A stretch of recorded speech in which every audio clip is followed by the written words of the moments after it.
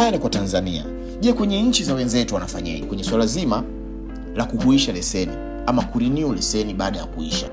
Majirani zetu Uganda, unahitajika kuwa na leseni ambayo imekwisha muda wake, ile ambayo imesha expire. Unakuwa na umeambatana na kitambulisho chako. Kinachofuata ni malipo ya leseni na utapokea leseni yako, biashara imekwisha. Rwanda, kwenda na kitambulisho na leseni iliyo expire na namba yako ya simu, na ukimaliza hapo unakuwa umepata leseni yako.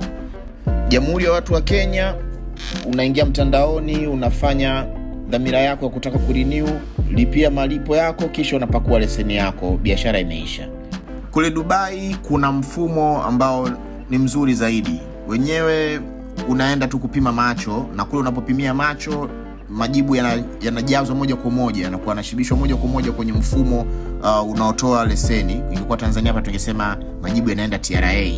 Wewe kinachofuata ni kwenda kwenye sehemu husika, lakini pia wana mashine za kujihudumia wewe binafsi kama ATM hizi, ambapo unajaza taarifa zako na unaweza kupakua leseni yako pale papo kwa hapo bila kuhusiana na mtu mwingine yoyote. Sasa haya ni mambo ambayo tunafaa kuyaiga. Mapendekezo yangu ni kwamba tuondoe mambo ya mitihani ama kupasishwa. Kupisishwa kwa kila mtu, yasiwepo haya mambo, yaondolewe kabisa.